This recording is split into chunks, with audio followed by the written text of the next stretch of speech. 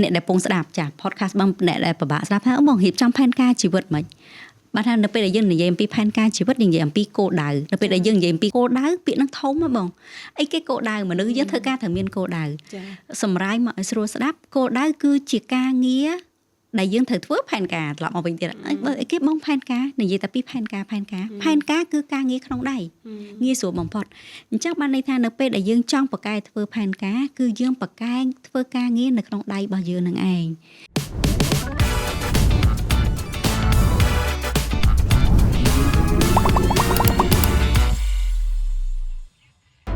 ចាសសូមជម្រាបសួរនិងស្វាគមន៍ប្រិយមិត្តនារីជឿនលឿន podcast សាជាថ្មីម្ដងទៀតមកកាន់វីដេអូថ្មីរបស់យើងដែលនេះគឺជាវគ្គចុងក្រោយនៃ podcast របស់យើង season ទី1ហើយវគ្គនេះផងដែរគឺយើងនឹងផ្ដោតសំខាន់ទៅលើការរៀបចំផែនការជីវិតដែលប្រធានបទមួយនេះអាចនឹងច្រើនបន្តិចប៉ុន្តែយើងនឹងជជែកជារួមនៅក្នុងការរៀបចំផែនការជីវិតទៅលើចំណុចសំខាន់ដែលយើងគួរតែគិតគូរទៅលើការរៀបចំផែនការជីវិតអញ្ចឹងបងចូលទៅដល់ចំណុចយើងតែម្ដងថាតើបងគិតថានៅក្នុងការរៀបចំផែនការជីវិតតើចំណុចមូលដ្ឋានសំខាន់ណាខ្លះដែលគួរតែរាប់បញ្ចូលទៅក្នុងផែនការចាអរគុណច្រើនណាស់ដែលបានលើកឡើងនៅប្រធានបទមួយនេះសម្រាប់ខ្ញុំគិតថាផែនការជីវិតសំខាន់ខ្លាំងមែនតើអ្នកដែលគាត់ទម្លាប់មានផែនការជីវិតរបស់គាត់បើសិនតែមើលការប្រៀបធៀបច្រើនតែល្អប្រសើរជាងអ្នកដែលគាត់អត់មានផែនការហើយខ្ញុំគិតថាផែនការជីវិតមួយវាធំទូលំទូលាយខ្លាំងមែនតើហើយដូចនិចលើកឡើងមកអញ្ចឹងខ្ញុំគិតថាវាមានចំណុចមួយចំនួនដែលយើងត្រូវការផ្ដោតចាហើយខ្ញុំគិតថាមនុស្សរបស់យើងអាចនឹងរៀបចំផែនការជីវិតដោយខ្លួនឯងណាខ្ញុំគិតថាចាប់ផ្ដើមពីវ័យសិក្សាចុះថានៅពេលដែលយើងរៀនពីក្មេងមកខ្ញុំគិតថាអាចនឹងដល់ថ្នាក់ទី9ពេលដែលយើងប្រឡងឌីប្លូមហើយប៉ះសិនបើនៅពេលបច្ចុប្បន្នដល់ថ្នាក់ទី9ក៏គេឲ្យយើងជ្រើសរើសដែរវាមានវិទ្យាសាស្ត្រពិតវិទ្យាសាស្ត្រសង្គមអីចឹងបានន័យថាយើងចាប់ផ្ដើមធ្វើការជ្រើសរើសហើយអញ្ចឹងបានន័យថាយើងចាប់ផ្ដើមនៅក្នុងការដែលយើងរៀបចំផែនការអញ្ចឹងនៅក្នុងជីវិតរបស់មនុស្សម្នាក់ចាប់ផ្ដើមមកដំបូងខ្ញុំគិតថាផែនការនៅក្នុងការសិក្សាវាជាផែនការទី1ដែលទាមទារឲ្យយើងត្រូវការរៀបចំចាអញ្ចឹងនៅក្នុងផែនការសិក្សាយើងត្រូវដឹងថាយើងចង់រៀនមុខវិជ្ជាអីចង់ទៅធ្វើអីហើយយើងចង់សិក្សានឹងនៅកន្លែងណាឬក៏នៅក្នុងស្រុកឬក៏ក្រៅស្រុកឬក៏ជំនាញឬក៏ថ្នាក់សាកលវិទ្យាល័យអីចឹងទៅចាអាហ្នឹងខ្ញុំគិតថាវាជាផែនការសំខាន់ដែលយើងគួរតែចាប់ផ្ដើមគិតគូររៀបចំចាហើយប៉ះសិនបើបន្ទាប់ពីការសិក្សាពេលយើងសិក្សាចប់វាចូលទៅដល់ការងារជីវិតការងារវ័យដែលយើងចប់ការសិក្សាចូលធ្វើកិច្ចការងារវាត្រូវមានផែនការផ្សេងៗបញ្ចូលមកទៀតចាអញ្ចឹងផែនការទី2សំខាន់គឺផែនការការងារនៅក្នុងការយើងរៀបចំអាជីពរបស់យើងដំណើរការកិច្ចការងាររបស់យើងធ្វើការរៀបចំតើយើងចង់ធ្វើតំណែងអីប្រាក់ខែប្រមាណឬក៏យើងចង់ប្រកបមុខរបរអីហើយយើងចង់បានចំណូលប្រមាណអីហ្នឹងអញ្ចឹងវាត្រូវតែមានផែនការចាតើយើងរៀបចំបែបណានៅពេលដែលយើងមានផែនការយើងដឹងថាយើងត្រូវទៅផ្លូវណាដូចជាមានផែនទីមួយឲ្យយើងជួយតម្រង់យើងឲ្យយើងទៅដល់កន្លែងនោះអញ្ចឹងអញ្ចឹងនៅក្នុងវ័យដែលយើងធ្វើការហ្នឹងខ្ញុំគិតថាមានផែនការផ្សេងៗទៀតដែលត្រូវឲ្យយើងគិតអញ្ចឹងវ័យការងារយើងត្រូវតែគិតអំពីហិរញ្ញវត្ថុអីត្រូវគិតពីរឿងលុយអីត្រូវមានផែនការហិរញ្ញវត្ថុព្រោះថាយើងរកលុយចូលមកបានក៏យើងត្រូវចាយទៅវិញអញ្ចឹងតែយើងរៀបចំបែបម៉េចអញ្ចឹងវាត្រូវការមានផែនការយើងចាយលើអីយើងរកចូលមកតាមណាសន្សំបែបណាអាហ្នឹងតោះតែមានផែនការព្រោះថាអ្នកធ្វើការក៏ដោយអ្នករកស៊ីក៏ដោយយើងចង់បានសេរីភាពហិរញ្ញវត្ថុចាអញ្ចឹងដើម្បីឲ្យមានសេរីភាពហិរញ្ញវត្ថុត្រូវការសន្សំត្រូវការមានផែនការផ្នែកហិរញ្ញវត្ថុហ្នឹងឲ្យច្បាស់លាស់ដែរចាទន្ទឹមនឹងហ្នឹងមានផែនការមួយទៀតដែលយើងត្រូវគិតផែនការសម្រាប់ខ្លួនឯងសុខភាពរបស់យើងព្រោះវ័យដែលយើងវក់នឹងការងារវក់នឹងរលុយហើយសប្បាយនៅក្នុងសង្គមកុំភ្លេចឲ្យសោះគឺផែនការសុខភាពរបស់យើងអញ្ចឹងសុខភាពទាំងផ្លូវកាយផ្លូវចិត្តដូចគ្នាដែរអញ្ចឹងត្រូវតែមានផែនការព្រោះថាវ័យហ្នឹងពេលដែលងប់ពេកយើងវក់នឹងការងារពេកអាចនឹងភ្លេចទៅបើសិនបើអត់មានផែនការថែរក្សាសុខភាពទេមិនយើងប្រយ័ត្នតែយើងអត់មានសុខភាពធ្វើការបានយូរចាវាអាចនឹងប៉ះពាល់ដល់យើងដែរអញ្ចឹងហើយនឹងបន្ថែមមួយទៀតផែនការបន្ទាប់ខ្ញុំគិតថាវាចូលដល់វ័យមួយដែលយើងត្រូវការបង្កើតគ្រួសារថ្មីបើន័យថាយើងចាក់ចេញពីគ្រួសារដែលយើងកើតមកទៅរៀបចំគ្រួសារថ្មីអញ្ចឹងត្រូវមានផែនការគ្រួសារអញ្ចឹងដោយការពីនិចយើងទៅចែកគ្នាការពីអេពីសូតមុនដែរអញ្ចឹងវ័យណាដែលយើងត្រូវការរៀបការចាបន្ទាប់ពីរៀបការយើងត្រូវបង្កើតគ្រួសារថ្មីយើងអាចមានបុត្រ ចាបន្ទាប់ពីនឹងទៀតយើងត្រូវមានឯឪពុកក្មេងម្ដាយក្មេងទៀតបងប្អូនថ្លៃទៀតនឹងវាត្រូវការមានផែនការដែរនៅពេលដែលយើងបង្កើតគ្រួសារថ្មីយើងត្រូវតែចំណាយពេលវេលាលុយកាក់ការយកចិត្តទុកដាក់ទៅលើគ្រួសារថ្មីរបស់យើងដែរអញ្ចឹងនេះគឺជាផែនការទូទៅខ្ញុំគិតថាយើងនឹងលើកយកមកទៅចែកនៅក្នុងប្រធានបទចុងក្រោយមួយនេះចាយើងអាចនឹងជជែកស៊ីជម្រៅអាចនឹងចិញ្ច្រំជុំវិញប្រធានបទ 4-5 នៅក្នុងផែនការជីវិតសំខាន់ទាំងអស់នេះទី1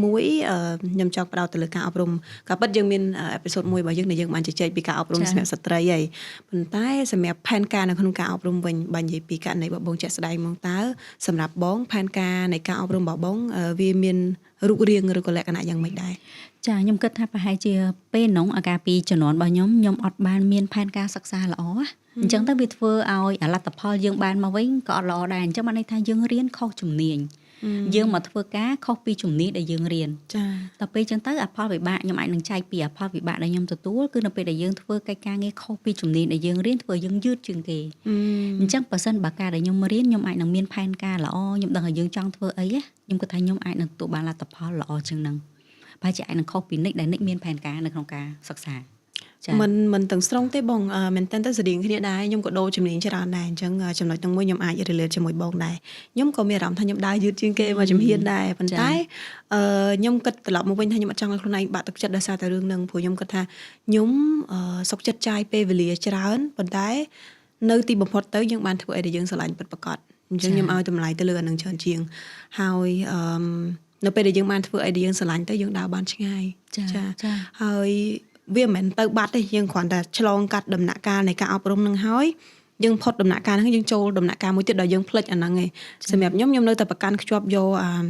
កការអប់រំពេញមួយជីវិត lifelong learning គឺត្រូវតែរៀនរហូតហើយការរៀននេះវាមកក្នុងទម្រង់ខុសៗគ្នាច្រើនវាអាចជាការបន្តការសិក្សាវាអាចជាការរៀនជំនាញថ្មីវាអាចជាការរៀន short course វគ្គខ្លីៗដើម្បីបង្កើនជំនាញឬក៏ធ្វើម៉េចព្រោះការសិក្សានេះបើតាមសម្រាប់ខ្ញុំគិតថាវាជួយឲ្យខួរក្បាលយើង active នៅពេលដែលយើងធ្វើការងារច្រើនពេកយើងអត់បានសិក្សាយើងអត់បានប្រើប្រាស់ខួរក្បាលយើងច្រើនទៅលើការរៀនសូត្រទេអញ្ចឹងនៅពេលដែលយើងចូលទៅរៀនវិញមិនយើងដឹងថាអូការពិតប្រហែលឆ្នាំដែលយើងធ្វើការហ្នឹងយើងខានបានរៀនណាការគិតរបស់យើងវាយឺតជាងមុនយើងរៀនសូត្រការចងចាំទៅលើអក្សរទៅលើរូបមន្តអីផ្សេងៗយើងចងចាំបានយឺតជាងគេចាខ្ញុំគ្រប់គ្រងនិចលើកឡើងមកដែរនិចលើកឡើងវិញពីល្អមែនតើបានថាយើងឲ្យខួរក្បាលរបស់យើងមានសកម្មភាពរហូតបើខ្ញុំអាចគិតថាហ្នឹងដូចយើងសលៀងកបិតចឹងពេលខ្លះយើងកាប់រហូតកាប់រហូតដល់មហាជំនាញដែលយើងរៀនយកមកប្រើរហូតយើងភ្លេចដកពេលខ្លះទៅសលៀងកបិតហ្នឹងឯងហើយខ្ញុំគ្រប់គ្រងអាហ្នឹងការផែនការនៅក្នុងការសិក្សាវាបន្តរហូតដូចបច្ចុប្បន្នជំនាញថ្មីរឿងថ្មីចេញមកច្រើនអាហ្នឹងយើងគួរតែមានផែនការដែរបើមិនបើយើងដឹងថាយើងខ្វះចំណុចណាអត់បានបំពេញការពីអតីតកាលមានផែនការទៅសិក្សាបន្ថែមដូចបច្ចុប្បន្នតាំងពី social media តាំងពី digital marketing តាំងពីជំនាញនៅក្នុងការផលិតមាតិកាអីអាហ្នឹងកាលពីមុនយើងអត់បានរៀនប៉ុន្តែបច្ចុប្បន្នគេត្រូវការអាហ្នឹងក៏ទាមទារឲ្យយើងមានផែនការទៅសិក្សាហើយនឹងបំពេញអាហ្នឹងបន្ថែមដូចគ្នាដែរចានិចហើយតកតងទៅនឹងត្រង់ហ្នឹងដែរយើងងាកមកចូលដល់រឿងផែនការការងាររបស់យើងដូចនិចមិញថាអញ្ចឹងអាហ្នឹងវាក៏ជាផែនការមួយដែរនៅកន្លែងការងារយើងចង់ខ្លាយទៅជាដូចជារៀមច្បងនៅកន្លែងការងាររបស់យើងអញ្ចឹងអាហ្នឹងវាជាការដាក់គោលដៅមួយហើយអញ្ចឹងយើងរៀនពីអីដែលយើងកំពុងជួបប្រទះឬក៏កន្លែងការងារចូលមកដល់កន្លែងការងារអញ្ចឹងបើនិយាយពីផែនការការងារខ្ញុំគិតថាខ្ញុំចាប់ផ្ដើមមានផែនការការងាររបស់ខ្លួនឯងនៅពេលដែលខ្ញុំបានធ្វើការប្រហែលជាចូលខ្ទង់6-7 ឆ្នាំហើយបាទខ្ញុំចាប់ផ្ដើមមានផែនការការងារអាកាលពីយើងចូលធ្វើការដំបូងដឹងតែចង់ធ្វើការចង់ចេះចង់ដឹងគេឲ្យធ្វើអីធ្វើទៅអីធ្វើអញ្ចឹងណាអត់ទាន់ដឹងថាខ្លួនឯងចង់ទៅដល់ណាចង់ធ្វើអីអត់ទាន់តែការពេលហ្នឹងអញ្ចឹងខ្ញុំគិតថារយៈពេលរបស់ខ្ញុំ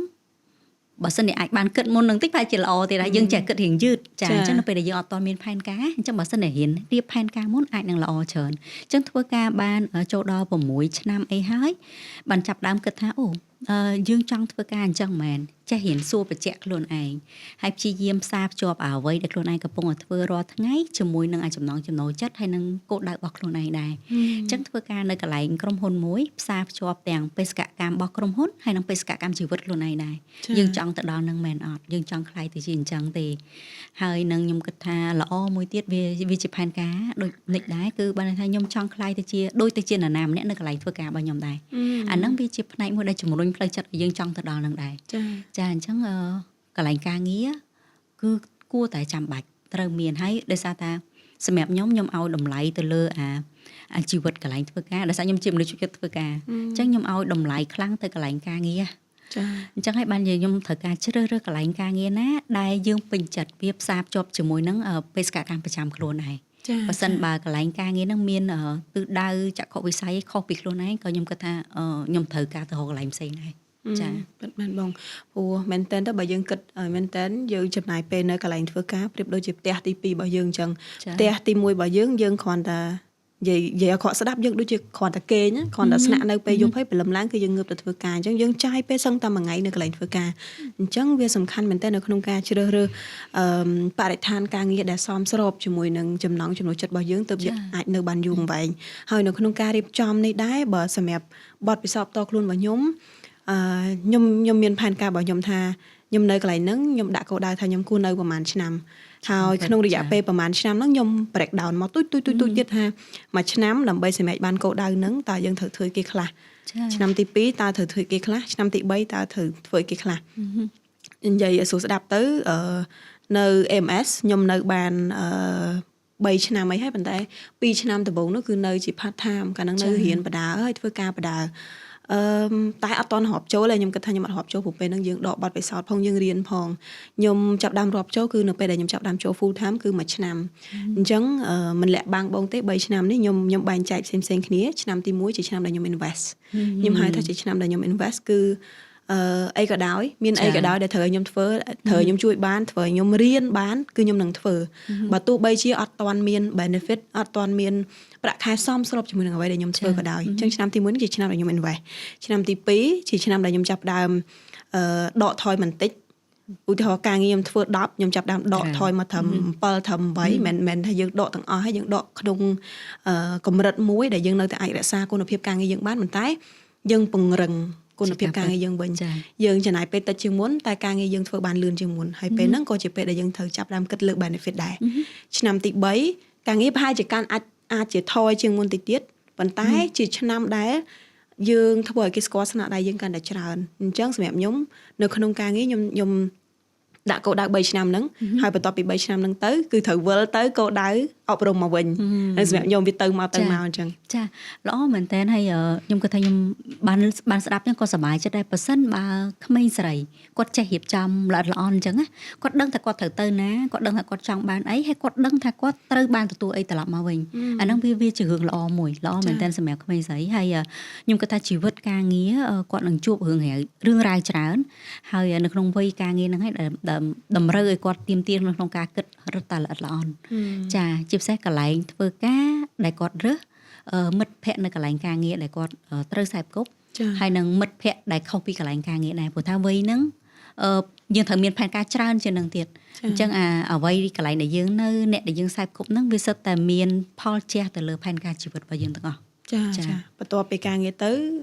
ប្រហែលជាចូលដល់រឿងលុយកាក់អញ្ចឹងតើគួរតែរៀបចំផែនការហិរញ្ញវត្ថុយ៉ាងម៉េចទៅដើម្បីឲ្យមានសេរីភាពផ្នែកហិរញ្ញវត្ថុសម្រាប់ផែនការហិរញ្ញវត្ថុខ្ញុំគិតថាសម្រាប់បទពិសោធន៍ផ្ទាល់ខ្លួនខ្ញុំចាប់ផ្ដើមគិតពីផែនការហិរញ្ញវត្ថុនៅពេលដែលយើងរកចំណូលមកបានហើយនឹងអាចគ្រប់គ្រងចំណាយប្រចាំថ្ងៃប្រចាំខែរបស់យើងណាចានៅពេលដែលយើងចាប់ផ្ដើមមានចំណូលហើយចាំបាច់ត្រូវតែមានផែនការហិរញ្ញវត្ថុដូចគ្នាដែរព្រោះថាយើងត្រូវដឹងថាយើងចូលមកប៉ុណ្ណឹងបើយើងចូលមក10យើងគួរចាយប្រមាណចាយចាំបាច់ប្រមាណចាយចង់ប្រមាណត្រូវសន្សំប្រមាណហ្នឹងត្រូវតែមានផែនការដោយសារម្នាក់យើងប្រឹងធ្វើការយើងចង់ឲ្យខ្លួនឯងរស់ស្រួលជាងមុនទៀតចាអញ្ចឹងមិនមែនគ្រាន់តែមករស់ទេរស់ស្រួលហើយចង់បានស្រួលជាងមុនទៀតអញ្ចឹងវាត្រូវតែមានផែនការសន្សំហ្នឹងហើយសម្រាប់ខ្ញុំផ្ទាល់អត់និយាយប្រម៉ូទទៅខាងណាទេខ្ញុំគិតថានៅពេលដែលយើងមានចំណូលការសន្សំជារឿងចាំបាច់ហើយនឹងមួយទៀតគឺការធានាជាក់ស្ដែងខ្ញុំចាប់ដើមទិញធានារ៉ាប់រងនៅពេលដែលខ្ញុំយល់ថាខ្លួនឯងមានបន្ទុកយើងមានទំនួលខុសត្រូវយើងជាអ្នកផ្គត់ផ្គង់នៅក្នុងគ្រួសារហើយយើងចាប់ដើមមានចំណូលយើងត្រូវតែចេះសន្សំអញ្ចឹងផែនការហិរញ្ញវត្ថុប្រសិនបើមានបញ្ហាអីមួយកើតឡើងចំពោះយើងអ្នកដែលយើងត្រូវទទួលបន្ទុកនោះគាត់ត្រូវដោះស្រាយមិនអញ្ចឹងខ្ញុំគិតថា អាចជាសារមួយជូនទៅដល់ក្មេងសេរីឬក៏យុវជនទូទៅដែរនៅពេលដែលយើងរកចំណូលមកបានណាកុំភ្លេចឆ្លៀតសន្សំឬក៏ទិញធានារ៉ាប់រងតាមលទ្ធភាពដែលយើងអាចទិញបានព្រោះថាបច្ចុប្បន្នខ្ញុំឃើញធានារ៉ាប់រងក៏គាត់បែងចែកទៅជាប្រភេទផលិតផលដែលសន្សំដែរវាមានការការពារខ្លះវាមានសន្សំខ្លះអញ្ចឹងខ្ញុំពិតជាលើកទឹកចិត្តឲ្យសិក្សាពីត្រង់ហ្នឹងអញ្ចឹងអាការសន្សំបែបធានាហ្នឹងគឺប៉ះសិនបើយើងមានបន្ទុកចាខ្ញុំជឿថាម្នាក់ៗសិតតែមានបន្ទុកចាមានគ្រួសារមានអីអញ្ចឹងគួរតែគិតគូរពីតាក់ទងទៅនឹងការសន្សំការធានាការអីហ្នឹងដែរចាហើយសន្សំកន្លែងដែលមានសុវត្ថិភាពចាប៉ះសិនបើយើងអត់ច្បាស់ទៅលើការវិនិយោគយើងឲ្យមិត្តភ័ក្តិយកលុយទៅរកស៊ីអីវាអាចទៅបានប៉ះសិនបើរឿងល្អប៉ុន្តែអាបញ្ហាកត្តាហានិភ័យវាអាចមានច្រើនអញ្ចឹងការសន្សំយើងបែងចែកទៅគួរតែសន្សំនៅធនាគារសន្សំនៅកន្លែងណាដែលមានសុវត្ថិភាពឬក៏វិនិយោគកន្លែងណាដែលទុកចិត្តឲ្យយើងអាចរកចំណូលតិចតួចអីពីខាងហ្នឹងអញ្ចឹងត្រូវតែមានផែនការចាក៏ពិតបើក្នុងករណីខ្ញុំវិញខ្ញុំទៅតែចាប់ផ្ដើមរៀបចំផែនការហិរញ្ញវត្ថុនឹងប្រហែលជាមួយឆ្នាំចុងក្រោយនឹងដែរទេថ្មីនឹងដែរទេដោយសារតែការនៅរៀនធ្វើតែបិទតែយើងរកចំណូលបានមែនប៉ុន្តែយើងត្រូវចេញគ្រប់ច្រកយើងគិតគង់ខ្លួនឯងយើងព្យាយាមគោលដៅហិរញ្ញវត្ថុខ្ញុំនៅពេលហ្នឹងគឺអត់យកលុយពីអ្នកផ្ទះអញ្ចឹងយើងសឹងថាយើងគ្មានចំណែកសម្រាប់សន្សំទេយើងគាត់ថាធ្វើមិនឲ្យយើងចាយមកគ្រាន់មកគ្រប់យើងក៏មកយកលុយពីអ្នកផ្ទះទៀតព្រោះគាត់ក៏មានអីត្រូវដោះស្រាយផ្សេងទៀតដែរប៉ុន្តែមួយឆ្នាំដែលខ្ញុំចាប់ដើមធ្វើការនេះខ្ញុំចាប់ដើមគិតមកវិញថាខ្ញុំផ្លាស់ប្ដូរគំនិតមួយដែលខ្ញុំគាត់ថាភាគច្រើនគឺយើងគិតមានន័យថាអត់ចង់សន្សំទេនៅពេលមានប្រាក់ខែតិចចាំមានប្រាក់ខែច្រើនចាំសំខ្ញុំគិតបែបហ្នឹងប៉ុន្តែខ្ញុំបានផ្លាស់ប្ដូរមួយរយៈចុងក្រោយនេះខ្ញុំបានផ្លាស់ប្ដូរដល់ខ្ញុំគិតថាបើសិនជាខ្ញុំអត់ចេះសន្សំនៅពេលដែលខ្ញុំមានលុយតិចផងតើខ្ញុំអាចគ្រប់គ្រងលុយខ្ញុំរបៀបម៉េចនៅពេលដែលខ្ញុំបានលុយច្រើនចាអញ្ចឹងអាហ្នឹងខ្ញុំឃើញថាវាជាភាពសំខាន់មួយ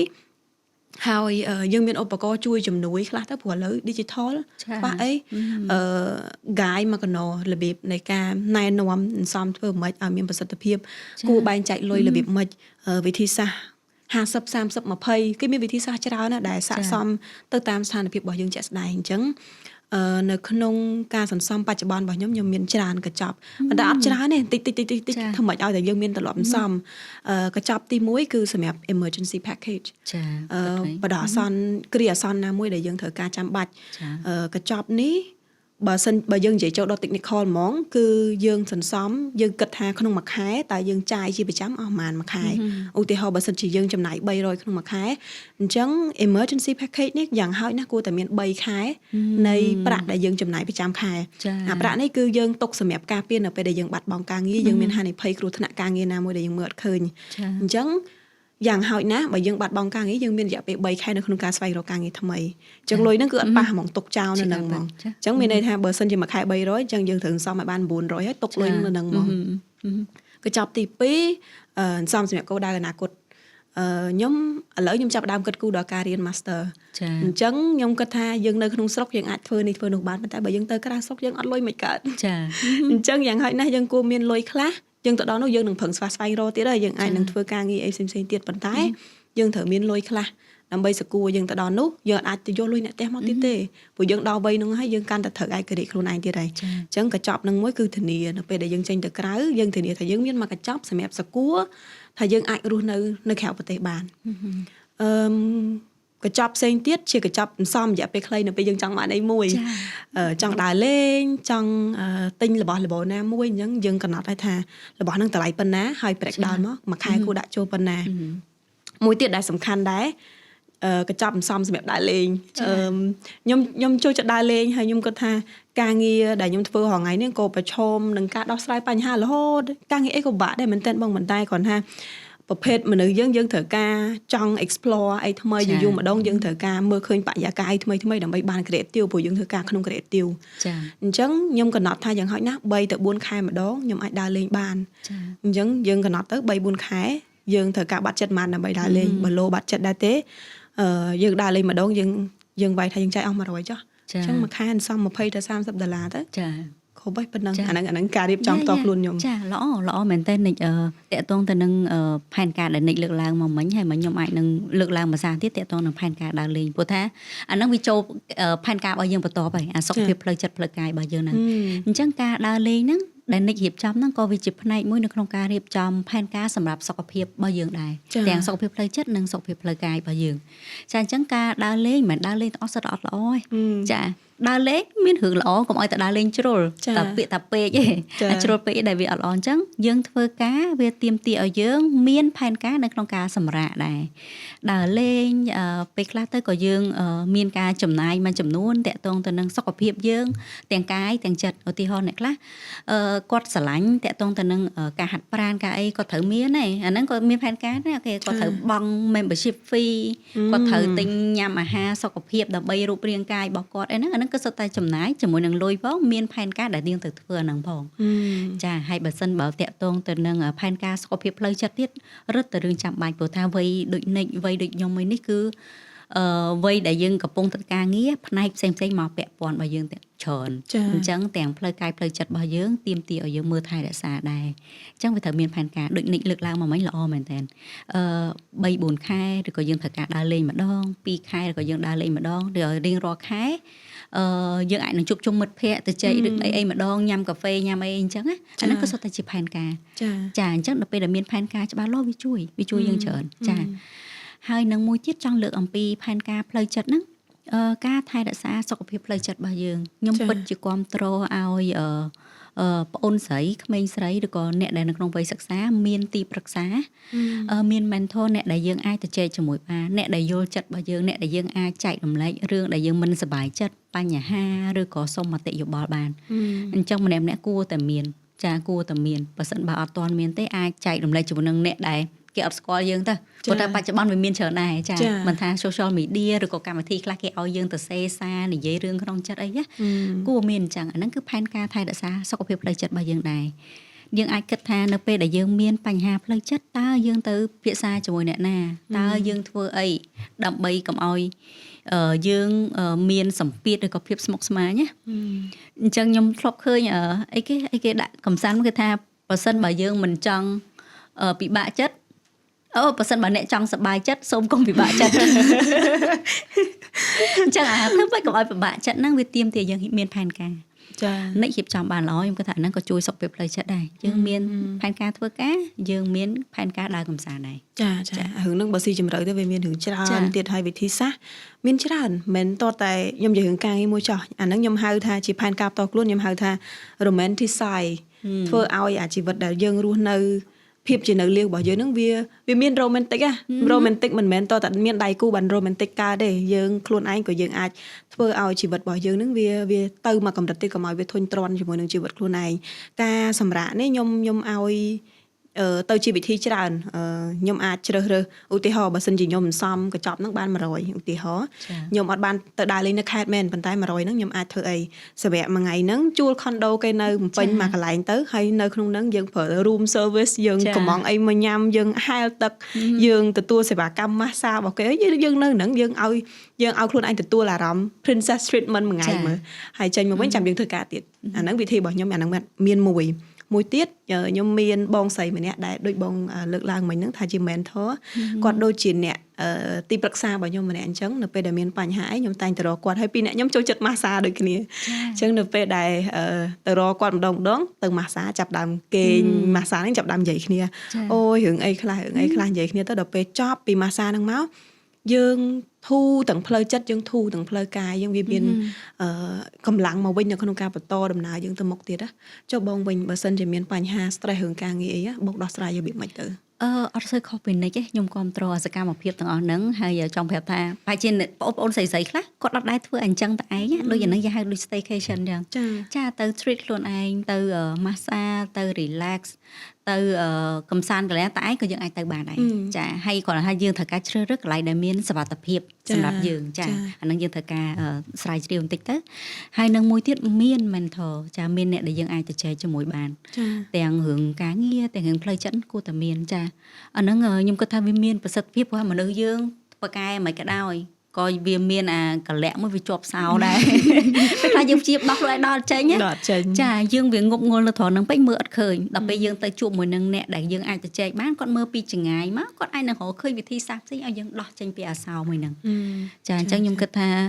ខ្ញុំមានដូចគ្នាហើយវិធីហ្នឹងមានប្រសិទ្ធភាពចាគឺលើកទឹកចិត្តឲ្យយើងមានអញ្ចឹងហើយកុំភ្លេចឲ្យសោះគឺ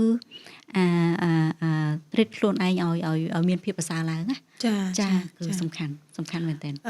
តាមអ្វីដែលខ្ញុំចាំបានចំណុចក្រោយគេដែលបងលើកឡើងមិញគឺតកតងនឹងកត្តាគ្រួសារផែនការនៅក្នុងគ្រួសារអញ្ចឹងបងអាចជួយលម្អិតបន្តិចបានទេផែនការគ្រួសារហ្នឹងយ៉ាងម៉េចទៅចាផែនការគ្រួសារនៅពេលដែលយើងជាពិសេសខ្ញុំអាចនឹងលើកឡើងពីវ័យពីនិចទៅពេលដែលយើងចាប់ដើមខ្ញុំចាប់បានថានិចលើកឡើងកាលពីភាគមុនណាវ័យដែលគួរមានគ្រួសារដូចជាអាយុ30វ័យគាត់ថាគ្រប់គ្រាន់ខ្ញុំគ្រប់គ្រងត្រង់ហ្នឹងដែលនិចលើកឡើងអញ្ចឹងនៅពេលដែលមានគ្រួសារត្រូវមានផែនការព្រោះថានៅពេលដែលយើងសម្រេចចិត្តបង្កើតគ្រួសារមួយថ្មីយើងត្រូវផ្ដល់ឲ្យនឹងផ្គត់ផ្គង់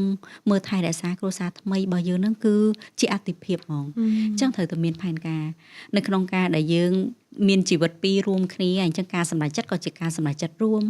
ការគិតគូរក៏គិតគូររួមហើយការចំណាយចាយវាយរួមហើយប៉ះសិនបើយើងមានបុត្រទៅទៀតហើយត្រូវការឲ្យយើងមានផែនការសម្រាប់បុត្ររបស់យើងទៀតហើយអញ្ចឹងផែនការនៅក្នុងការរស់នៅជាមួយគ្នាសន្សំជាមួយគ្នាចង់ទិញអីជាមួយគ្នាហើយមើលថែគ្រួសារជាមួយគ្នាដែរគ្រួសារសមាជិកគ្រួសារយើងមានច្រើនជាងមុនចាមានទាំងឪពុកម្ដាយក្មេកឪពុកម្ដាយបកើតបងថ្លៃប្អូនថ្លៃពូមីងថ្លៃអីមកទៀតហើយយើងមិនអាចថា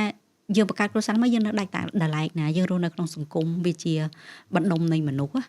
ចាហើយមនុស្សយើងមានទំនាក់ទំនងអញ្ចឹងចិត្តតិចឬច្រើនចិត្តឬឆ្ងាយវានៅតែជាទំនាក់ទំនងហើយនៅក្នុងសង្គមមួយយើងត្រូវការអញ្ចឹងមានផែនការឧទាហរណ៍ថាយើងបង្កើតគ្រួសារថ្មីក្នុងមួយខែឬក៏ក្នុងមួយខែហ្នឹងគួរតែទៅលេងឪពុកម្ដាយក្មេកប៉ុន្មានដងចាឪពុកម្ដាយបង្កើតប៉ុន្មានដងចំណាយពេលជុំគ្នាទាំងអស់ហ្នឹងប្រហែល3ខែម្ដងឬក៏មួយឆ្នាំម្ដងពីរដងថ្ងៃបុណ្យទានអីអញ្ចឹងត្រូវតែមានផែនការទាំងអស់ហ្នឹងហើយអាហ្នឹងក៏ជាផែនការដែរហើយតែពេលណាដែលយើងត្រូវទៅវាទាំងអស់ទាំងពេលវេលាទាំងលុយកាក់ទាំងអីមកចប់ទៅត្រូវការរៀបជាកញ្ចប់ចាជាកញ្ចប់ហើយបើសិនបើយើងអវត្តមានសោះក៏អត់កើតដែរបើយើងនៅក្នុងសង្គមវាអាចថាយើង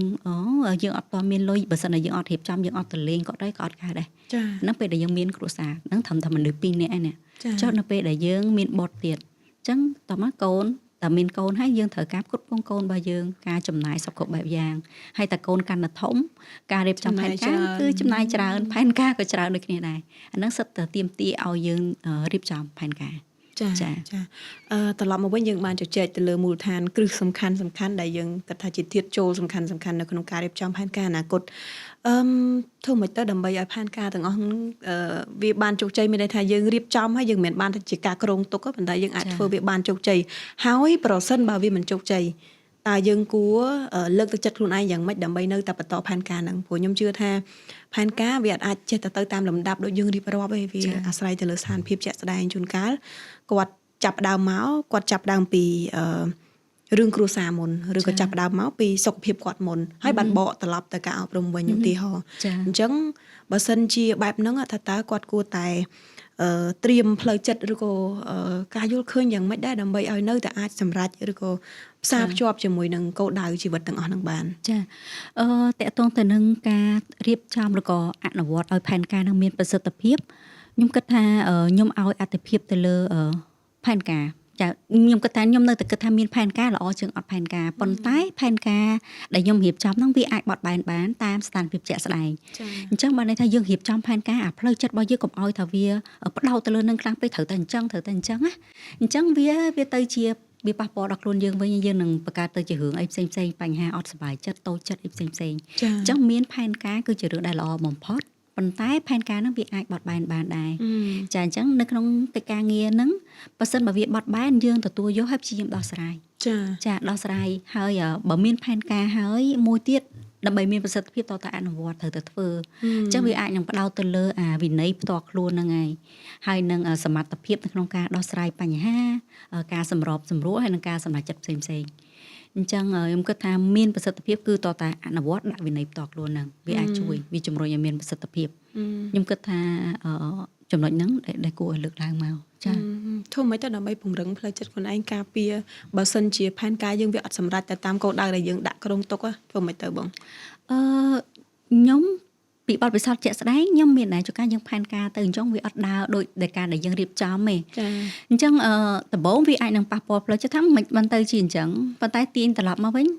ដោយសារតែវាអត់សូវប៉ះពាល់ផ្លូវចិត្តដោយសារតែយើងបានពេលដែលយើងរៀបផែនការយើងមិនរៀបតែមួយយើងបានរៀបអាផែនការ back up plan ដែរបើសិនបើអានឹងវាអត់បានទៅដូចអ្វីដែលយើងរំពឹងទុកវាដោយសារកត្តាអីចឹងតែយើងសិក្សាមកវិញវាអាចនឹងមានកត្តារាំងស្ទះឬក៏វាអាចនឹងដូចចិត្តយើងនៅពេលហ្នឹងប៉ុន្តែវាអាចយើងអាចរងចាំបន្តិចអត់ឬក៏យើងអាចធ្វើអីបន្ថែមអត់ឬមកក៏បើសិនជាវាខុសផ្លូវហ្មងយើងដឹងថាយើងមិនអាចទៅផ្លូវហ្នឹងបានហ្មងងាកមកឆ្វេងស្ដាំបន្តិចទៅគីឡូវាមានច្រកចេញអីផ្សេងអត់នៅក្នុងការរៀបចំផែនការខ្ញុំអត់ចង់ឲ្យថាបដោតទេអាហ្នឹងវាត្រូវទៅត្រង់ទោះបីជាយើងដឹងថាវាបុកអញ្ចាំងហើយក៏ដោយណា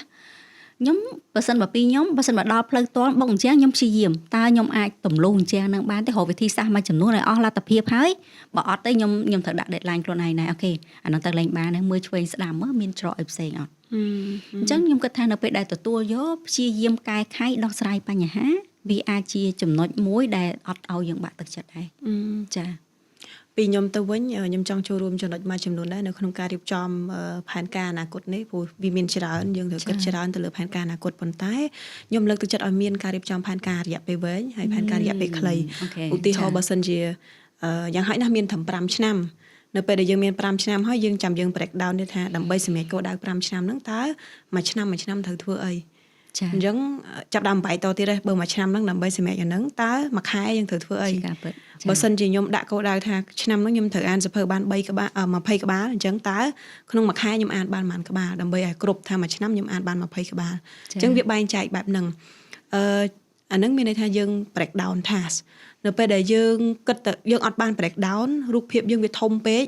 យើងអត់មានកម្លាំងចិត្តនៅក្នុងការធ្វើទេប៉ុន្តែដល់ពេលយើង break មកវាទូចយើងមានកម្លាំងចិត្តនៅក្នុងការធ្វើព្រោះយើងអាចនឹងធ្វើរឿងមួយបានជាប់លាប់នៅពេលដែលរឿងហ្នឹងវាអត់ពិបាកពេកជាការពិតចាមួយទៀតជាការដាក់ deadline មាន deadline ពិតប្រាកដថាយើងត្រូវសម្រេចនៅក្នុងពេលណាប៉ុន្តែត្រឡប់មកវិញមិនមែនថាពិតប្រាកដច្បាស់ថាត្រូវតែពេលហ្នឹងទេព្រោះផែនការវាអាចប្រែប្រួលហេតុដូច្នេះហើយយើងគួរតែមានការ review មើលត្រឡប់ទៅមើលផែនការរបស់យើងហ្នឹងជាញឹកញាប់ជាធម្មតាក្នុងមួយឆ្នាំយើងដាក់ឲ្យ New Year Resolution របស់យើងត្រូវធ្វើគេខ្លះអញ្ចឹងឧទាហរណ៍ថា3ខែម្ដងយើង review ទៅមិនតែយើងសម្រេចបានប៉ុណ្ណាខ្លះព្រោះបទពិសោធន៍ខ្ញុំរដងនៅពេលដែលខ្ញុំធ្វើ New Year Resolution ហ្នឹងអត់ជោគជ័យគឺដោយសារតែពីខែ1ខែ2គឺមានកម្លាំងធ្វើចូលដល់ខែ3ខែ4ចាប់ដើមអស់ម្ដងតិចអញ្ចឹងនៅពេលដែលអស់ទៅអាការងារដែលយើងត្រូវធ្វើហ្នឹងវាកម្ដងតិចចូលដល់ខែ5ខែ6ពាក់កណ្ដាលឆ្នាំកម្លាំងក៏អស់អាការងារដែលយើងចង់សម្រេចហ្នឹងក៏វាច្រើនទៅអញ្ចឹងយើងមើលឃើញរូបភាពធំដល់ពេលធំពេកយើងលែងចង់ធ្វើហើយចាអញ្ចឹងពីខ្ញុំទៅខ្ញុំគិតថាយើងអាច review ជាញឹកញាប់ទៅហើយបើសិនជាមានចំណុចណាដែលវាកែប្រែយើងកែប្រែវាទៅតាមស្ថានភាពហ្នឹងទៅអញ្ចឹងទៅយើងអាចនៅតែសម្រេចវាបាននៅក្នុងរូបភាពណាមួយវាមិនអាចទៅ 100% តែយ៉ាងហោចណាស់ក៏បាន70ទៅ 80% ហ្នឹងក៏រាប់ថាជាជោគជ័យដែរហើយចំណុចមួយទៀតcomplex celebrate small achievement បើសិនជាយើងធ្វើអីសម្រាប់បានគោលដៅទូចណាមួយ complex up or សាទរទិញ cake ឲ្យខ្លួនឯងញ៉ាំលេងតែញ៉ាំអីជាមួយខ្លួនឯងtreat ខ្លួនឯងឲ្យខ្លួនឯងដូចទៅ massage ទៅអីចឹងខ្លួនឯងចង់ធ្វើអីចង់ញ៉ាំអីឲ្យខ្លួនឯងញ៉ាំអញ្ចឹងអានឹងជាការ celebrate មួយដែលបញ្ជាក់ថាទោះបីយើងអត់ទាន់សម្រេចបានគោលដៅធំរបស់យើងប៉ុន្តែយើងអបអរសាទររាល់ជោគជ័យសូម្បីតែទូចមួយក៏ដោយមិនចាំបាច់តតែអ្នកដទៃគាត់មក celebrate យើងឯយើងខ្លួនឯងអានឹងយើងត្រូវធ្វើខ្លួនឯងចាជាការពិតធីបននេះល្អមែនតើខ្ញុំគិតថាខ្ញុំជឿជាក់ថាអ្វីដែលនិចលើកឡើងមកវាមានប្រសិទ្ធភាពសម្រាប់អាចឲ្យបងអូនស្រីក្មេងស្រីគាត់យកទៅអនុវត្តហើយខ្ញុំចង់បន្ថែមពីអីដែលនិចលើកឡើងមកបន្តិចដែរដោយសារខ្ញុំបានខ្ញុំមើលនៅសភៅមួយសភៅ Seven Habits for Highly Effective People ណាគេថាអ្នកដែលឆ្នើមអ្នកដែលគាត់ effective អ្នកដែលគាត់ទទួលបានលទ្ធផលការងារល្អហើយគាត់ជោគជ័យគឺគាត់ចាប់ផ្ដើមពីផែនការប្រចាំសប្តាហ៍ចឹងបានន័យថាលើសពីឆ្នាំលើសពីខែហើយមិនបាយចូលដល់សប្តាហ៍ទៀតនៅពេលដែលយើងអាចធ្វើផែនការប្រចាំសប្តាហ៍បានល្អបំផុតណា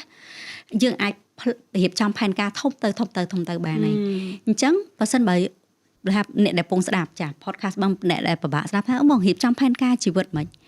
បាទថានៅពេលដែលយើងនិយាយអំពីផែនការជីវិតយើងនិយាយអំពីគោលដៅនៅពេលដែលយើងនិយាយអំពីគោលដៅពាក្យហ្នឹងធំហ៎បងអីគេគោលដៅមនុស្សយើងធ្វើការត្រូវមានគោលដៅសម្រាប់មកឲ្យស្រួលស្ដាប់គោលដៅគឺជាការងារ ដែលយើងត្រូវធ្វើផែនការត្រឡប់មកវិញទៀតបើគេបងផែនការនិយាយតែពីផែនការផែនការគឺការងារក្នុងដៃងាយស្រួលបំផុតអញ្ចឹងបានន័យថានៅពេលដែលយើងចង់បកកែធ្វើផែនការគឺយើងបកកែធ្វើការងារនៅក្នុងដៃរបស់យើងនឹងឯងអញ្ចឹងឲ្យទាញវាឲ្យទូចមកដូចនិចថាអញ្ចឹងពេលណាដែលយើងច្រាំវាឲ្យទូចវាមើលទៅឃើញតិចយើងនឹងមានកម្លាំងនៅចង់ធ្វើតទៀតអញ្ចឹងចាប់ផ្ដើមងាយបំផុតអ្នកដែលជោគជ័យគាត់ធ្វើផែនការប្រចាំសប្តាហ៍យើងចង់លៃឲ្យទៀបជាងនឹងទៀតផែនការប្រចាំថ្ងៃក៏បានដែរប៉ុន្តែតាមការសិក្សាគឺផែនការប្រចាំសប្តាហ៍ពីច័ន្ទដល់អាទិត្យហ្នឹងយើងធ្វើឲ្យគេខ្លះហើយព្យាយាមអនុវត្តអាហ្នឹងមានវិន័យខ្លួនឯងគោរពសប្តាហ៍ហ្នឹងឲ្យបានថ្ងៃច័ន្ទឧទាហរណ៍រៀន5ថ្ងៃមានការកំសាន្តមួយថ្ងៃសៅរ៍ឬក៏អីហើយត្រឹមកម្រិតណាក្នុងមួយសប្តាហ៍បើសិនបើបងប្អូនគាត់នៅខេត្តគាត់មកភ្នំពេញមួយសប្តាហ៍ត្រូវតែ call ទៅអ្នកផ្ទះម្ដងឬក៏អីអញ្ចឹងត្រូវតែមានវិន័យអញ្ចឹងទៅវាមានគុណភាពជីវិតចាផែនការប្រចាំសប្តាហ៍អាចចាប់ដើមពីហ្នឹងបន្ទាប់មកមានដូចខែហើយមានទៅឆ្នាំដូចនេះថាអញ្ចឹងចាអរគុណមែនតើបងអញ្ចឹង topic នេះយើងជជែករៀងទូលំទូលាយដែរប៉ុន្តែសុទ្ធតែជារឿងសំខាន់ដែលយើងគួរតែមាននៅក្នុងគម្រោងឬក៏ផែនការអនាគតរបស់យើងហើយអរគុណមែនតើប្រិយមិត្តឆ្លៀតពេលនេះទៅអរគុណតែម្ដងទៅតំណាងឲ្យនារីជឿនលឿនយើងអរគុណមែនតើសម្រាប់ការតាមដានទស្សនា12ភាគកន្លងមកនេះហើយយើងនឹងធ្វើការបន្តទៀតហើយសង្ឃឹមថានឹងជួបគ្នាទៀតនៅក្នុងរដូវកាលក្រោយហើយយើងនឹងពំនាំនៅអ្វីដែលថ្មីរូបភាពថ្មីរសជាតិថ្មីមកជូនអ្នកទាំងអស់គ្នាទស្សនាទៀតចាដូច្នេះយើងលាពី season 1នេះតែម្ដងទៅអញ្ចឹងនាងខ្ញុំជាអ្នកសម្របសម្រួលក៏ដូចជាបង Clara សូមអរគុណសូមជម្រាបលា